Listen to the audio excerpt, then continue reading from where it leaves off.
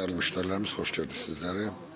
Bine qəsəbəsində Bənövşə Şallıq Sarayın yanında gördüğünüz gibi şəxsi belə evimiz çıxıb, evimiz paket kupçadır. İnşallah keçən evimizin içərisinə. Evimizin birinci mərtəbəsi gördüğünüz kimi evimiz 8 otaqdan ibarətdir. Burada yerləşir bir qonaq otağımızda. Otaqlar çox genişdir. Burada bir yataq otağımızda. İkinci yataq otağımızda. Sanitarsamızdır gördüğünüz gibi, aksesuarlar gibi her bir şey koyulub. Bu bizim üçüncü otağımızda. Burada da bizim mətbəxdir. Gördüğünüz gibi. Keçen inşallah ikinci mərtəbəsinə. İkinci mərtəbənin çıxışında gördüğünüz gibi.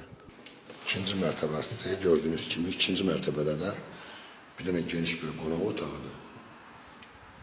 Burada yerləşir bir yataq otağımızda. Burada ikinci yataq otağımızda, yataq otağlar da çok büyüktür. Sanitarsamızı qoşar ikinci mərtəbənin.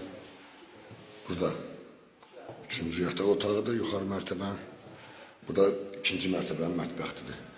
Evimiz 180 bin manatdan satışa çıxıb, Allah xeyrini versin.